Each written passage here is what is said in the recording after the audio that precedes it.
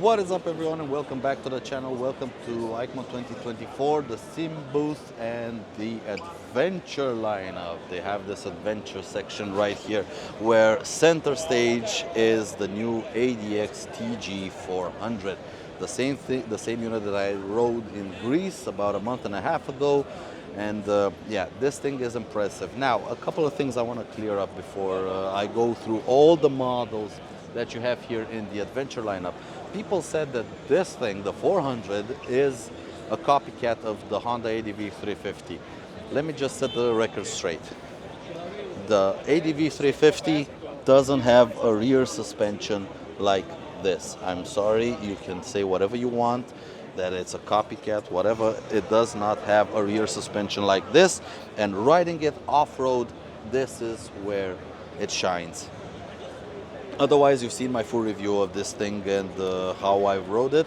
Next to it is the ADX 300 that only last week I put videos of it on the channel. A budget option from the ADX lineup.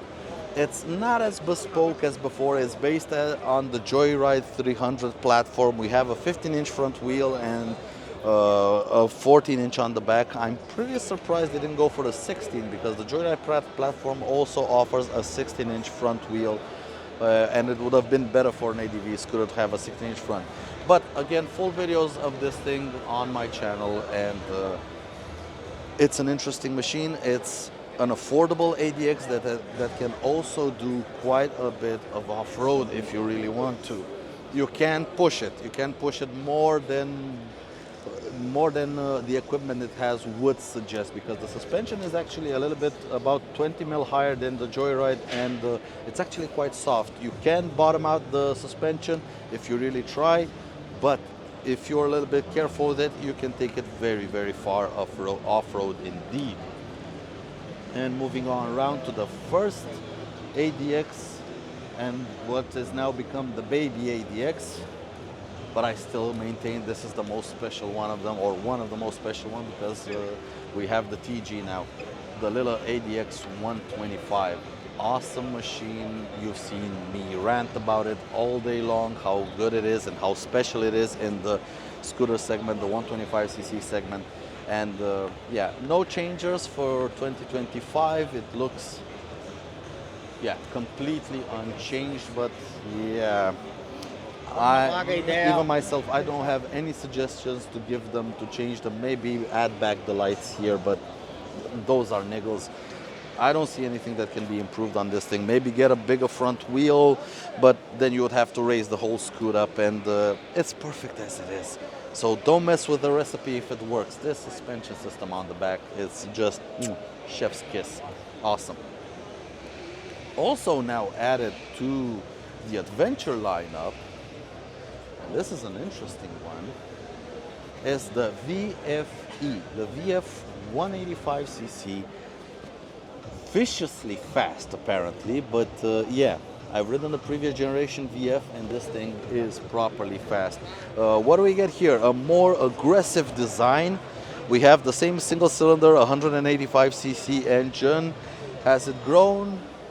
No, 18 horsepower, 17.5 newton-meters of torque, 6-speed manual transmission, so it is a motorcycle engine with a motorcycle transmission, 17-inch wheels all around. We have a brand new design for the headlight for the front. Previously you had like a halogen bulb here, but now you have some LED daytime running lights in the handlebar, and the lights have all moved down here, where I think these are turn signal indicators, or these are low beams and this is the high beam, or the other way around. I have no idea. The turn signal indicators are here, so the Cub, actually, because it's more of a Cub style motorcycle, has gone to full LED. Let's check out the back end. Also, the back end has moved to full LED setup with indicators here and the tail light right here. The seat also seems a little bit changed, so it's a little bit more sculpted. And the dashboard has gotten a bit of an update with a rev counter here, a digital speedometer and a gear shift indicator, and some immediate lights right up here.